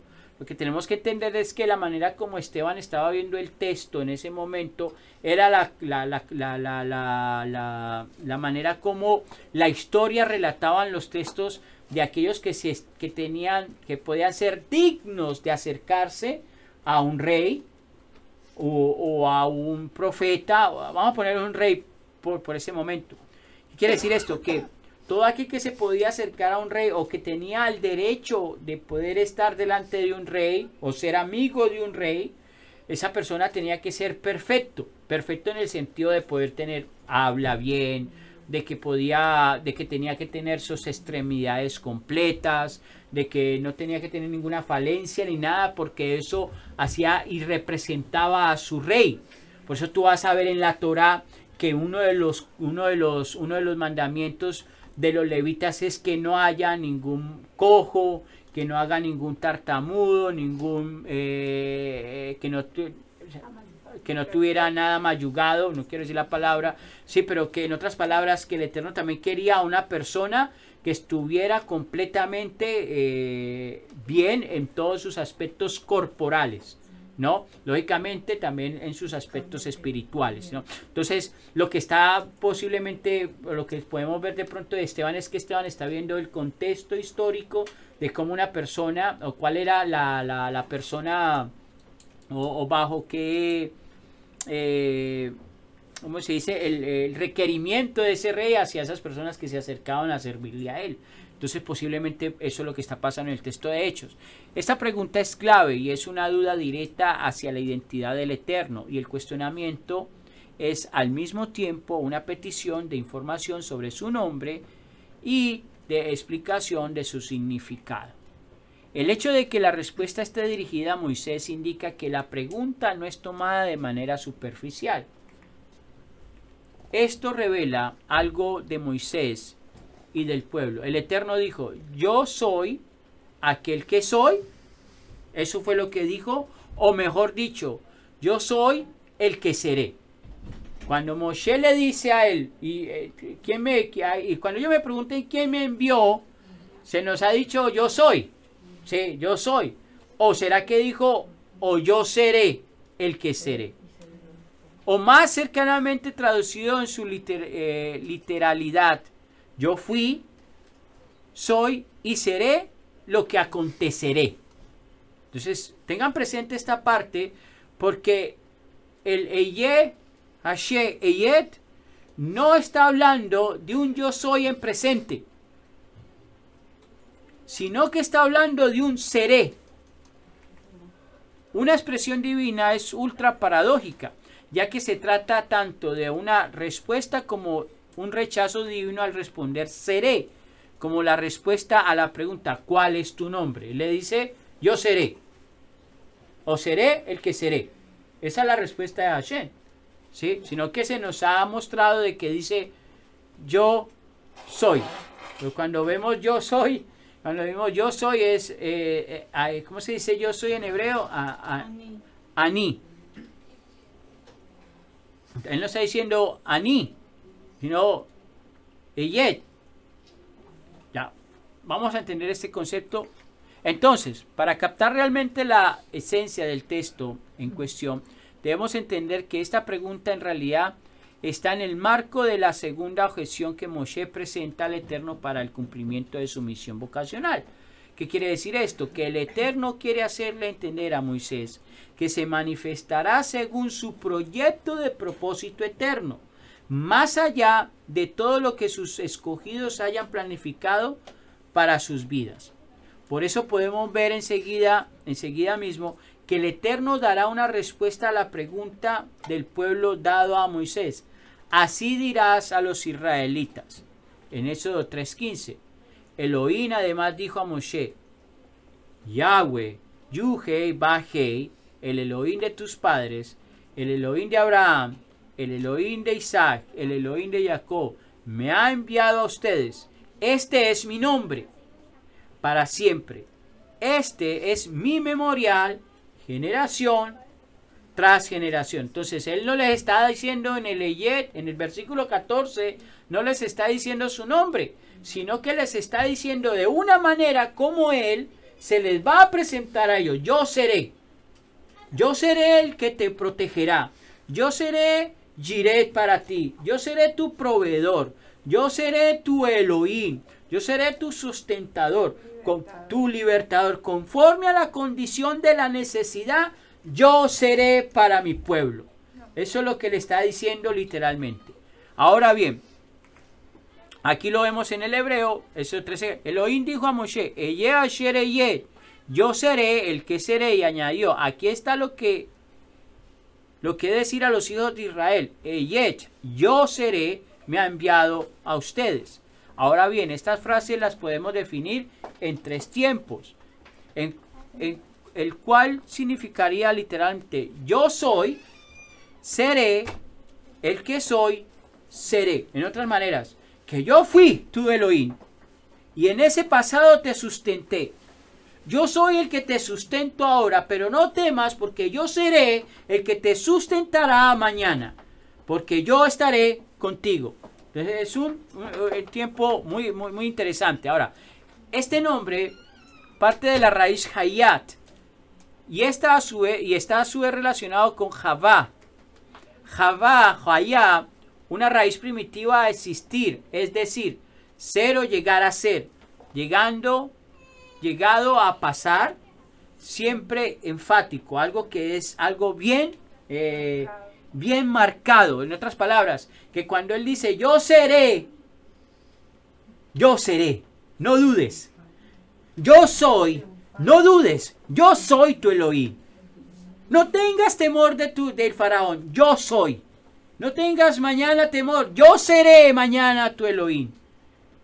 No hay ambigüedades, no hay espacios. Es algo cerrado, algo que no tiene escapatoria. Yo seré el que esté contigo. Siempre y cuando refines tu condición, siempre y cuando te acerques a la zarza, siempre y cuando tú aceptes de que tu pasado era un pasado no de acuerdo a lo que yo quiero para tu vida, que tú quieres borrar tu pasado, entonces yo seré tu Elohim. Es por eso que ahora yo personalmente soy celoso, amo lo que estudio, amo lo que leo, porque Él fue el que me cuidó cuando estaba en la inmundicia, Él fue el que me cuidó cuando estaba en la necesidad, Él me ha cuidado y Él me cuidará, porque yo creo en sus palabras, yo creo en sus promesas. Viene la palabra Javá. Javá, raíz primaria, supuestamente significa propiamente respirar, del verbo ser en sentido de existencia. Yo soy el que te doy el aliento. Yo soy el que cuando estás débil te esfuerzo. Yo soy el que te levanto. Yo seré en tu caída el que te traerá prosperidad, el que te traerá shalom, el que te traerá salud. Siempre y cuando guardes lo que yo te digo. Ahora bien, desde el punto de vista etimológico, el nombre procede del verbo arcaico Javá, ser, existir y vivir. Esto es en hebreo un kal o kal. La palabra kal es un verbo en forma causativa, en estado imperfecto. De esta forma no existe en el castellano. En otras palabras, qué interesante esta idea, porque la palabra kal, cuando el Eterno dice seré, lo que está diciendo, yo seré, aún en tus imperfecciones, yo estaré contigo. Aun cuando tú estés tratando de elevarte en esa imperfección que te quiere someter, que no te quiere dejar avanzar, yo te fortaleceré. Yo te animaré. Mira que te mando que te esfuerces y sea valiente. Mira, medita en esta palabra de día y de noche. No te apartes de ella. Enséñala a tus hijos de noche y de día, cuando te acuestes, cuando te levantes, porque yo seré en tu imperfección el Elohim. Hashem, Yuhei Bajei, el que te dará la fuerza de seguir en medio de la opresión de Faraón. ¿Qué quiere decir esto? Que se conjuga según la persona y el número en 2 tiempos finitos. El perfecto y el imperfecto, que es una flexión simple del verbo ser, pidiendo modificarse mediante prefijos y sufijos para crear otras acciones del verbo. Ustedes dirán, uy, pastor, pero esto me está enredando. Voy a poner un ejemplo. Ya sea en tiempo presente, Él es quien es. Él autoexistente. En futuro, imperfecto, Él es quien será continuamente. Que no importa tu condición, continuamente, si te apegas a Él, estará contigo. En otras palabras, lo que nos está trayendo esta parashá, que no tiene ninguna misbot, es decirnos a nuestra neshama, a nuestra alma, decirte, ¿sabes qué? Si tú decides caminar, si tú miras el castigo y el azote de Faraón, que vienes sobre los demás y haces obras de justicia y de bondad, yo seré contigo lo que fui para mi pueblo, lo que soy para mis hijos y lo que seré para mis hijos. Ahora bien, concluyendo, este atributo es por etimología absolutamente inmutable e imperecedero. En otras palabras, que Hashem siempre será y nunca dejará de ser. Y es interesante que cuando vemos el libro de Apocalipsis, aquellos que pudieron prevalecer y aquellos que pudieron aguantar la opresión, dice el libro de Apocalipsis que Mashiach nos sentará al lado, a su diestra, como él se sentó a la diestra del Padre. ¿En cuál se podría traducir? Fusionando estas raíces, dos maneras, o que se entienda de dos formas. Ejemplo, Él causa que llegue a ser, Él hace que llegue a existir. Es por eso que podemos resaltar esto en el Salmo 72, que su nombre sea bendecido para siempre.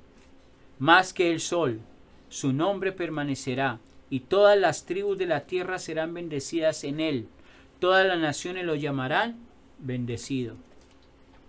18. Bendito sea Hashem, Yahweh el Elohim de Israel, que solo hace maravillas. De manera que si tomamos en cuenta la respuesta, yo seré, el que seré, de Shemot 13:14, de Yeh, se interpretaría como Él lleva a la existencia todo cuando existe. Que cuando Él te acercas a Yuhei Bajei, Él llevará todas tus cargas. Él te ayudará a que tus cargas sean fáciles de llevar. Mashiach dijo, porque mi yugo es fácil y ligero de llevar. Eso estoy diciendo que Yeshua es Hashem, no, sino que estoy diciendo de que el acto de justicia y bondad más grande de la historia, que nadie ha podido superar, llamado el acto de justicia y bondad llamado de Mashiach, que ese mismo acto de justicia y bondad Hashem lo haría con nosotros. Ahora bien, ¿qué nos enseña todo esto? Que la forma del nombre describe en esencia al creador de todo, también al Elohim, que es particularmente especial con cada persona. Por ejemplo, Él es el Elohim de Abraham, de Isaac y de Jacob. Así es que Él fue, obró, actuó, bendijo y operó de una manera con cada uno de ellos. ¿Qué quiere decir esto? Que Él obró en su Rahem, en su misericordia, en su Gesed, en su gracia, y en su Mishpat, en su justicia. Cuando vemos estos tres atributos de Rahem, Gesed y Mishpat, esos son las tres áreas del alma donde están sujetas todo lo que tiene que ver con lo que está sujeto al alma, todo lo que tiene que ver con nuestro diario vivir. Cuando nosotros no tenemos la gracia de Hashem, le caemos mal a todo mundo. Cuando no tengo misericordia, soy un juez perverso, soy un juez malo. Cuando no hablo, cuando no ando en la misericordia del Eterno, juzgo a los demás sin temor del Creador. No perdono, en vez de levantar, lo que hago es enterrar a las personas aún más. ¿Qué nos enseña esto? Que estas tres virtudes son las mismas con todos, sin excluir a ninguno. Es por eso que vemos cuando Moshe le dice, si me dijeren cuál es su nombre, ¿qué habrá de decir a ellos? Podríamos decir que de acuerdo con estos pasajes, la invocación de Yuhei Bajei o el conocimiento del mismo implica también conocer todos sus atributos. ¿Cómo? Y con esto termino. Midah Hadin, atributo de juicio. Midah Haraim, atributo de misericordia. Es por eso que podemos apoyarnos en esta definición en Shemot 39:19. Y dijo, yo haré pasar toda mi bondad ante ti y proclamaré el nombre de Yuhei Bajei, Yahweh ante ti, y agraciaré a quien agracie y me apiadaré de quien me apiade. Justicia que viene del nombre de Elohim.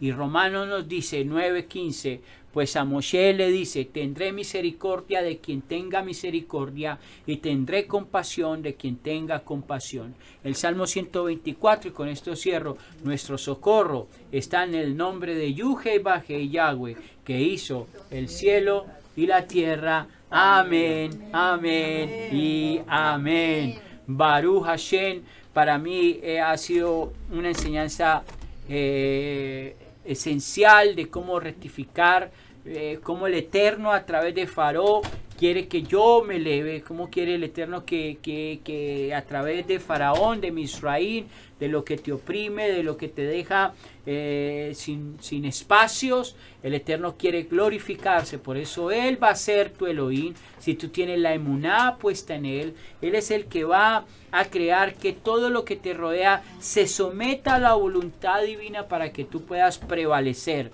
Dice que aquel que prevalece se le dará una corona, se le dará el privilegio, por favor un momento, se le dará el privilegio de poder estar delante del rey. Se le dará el privilegio de poder ver a nuestro Mashiach. Se nos dará el privilegio de que nuestros nombres estén escritos en el libro de la vida. Se nos dará el privilegio de recibir esa piedrecita blanca. Se nos dará el privilegio de ser llamados hijos del Elohim viviente. Qué gran promesa que el Eterno nos da a través en esta parashá, que Él quiere ser tu Elohim, que Él quiere ser aquel que te fortalece en las circunstancias difíciles, que Él es el que te quiere fortalecer en tu debilidad, que Él quiere que tú puedas someter la mala inclinación a la expresión mínima para que ella no gobierne más tu vida, sino que vivas una vida constantemente santa, pura, digna de ser llamado hijo de Elohim. Pero eso solamente va a suceder si tú le pides al Eterno que a través de su Rúa pueda venir Rúa de verdad, de conocimiento, Rúa de Emet a ti, para que tú puedas comprender las áreas débiles que necesitan ser fortalecidas en tu vida y tú no vuelvas a tropezar. Por eso este libro de Shemot y esta primera parashá nos lleva a la reflexión, a entender de que como no hay misbot, mi dependencia está en Él, pero que Él me dio el mandamiento porque como soy, como he pecado, he transgredido, Él necesita a través del mandamiento comenzar a purificarme y lógicamente a través del poder de Ruach HaKodesh elevarme. Espero en el Eterno que haya sido de bendición esta enseñanza para tu vida. Cualquier pregunta, cualquier cosa que nos quieras mandar o hablar, estamos siempre dispuestos a responderte, y espero que el Eterno bendiga tu vida en todos tus caminos. Para mí es un honor nuevamente poderles traer una chispita de luz en este Shabbat, y espero en el Creador nos podamos ver muy pronto. Shabbat Shalom. Quien les habla, el pastor Roer de la Kehilá en su presencia. Shalom.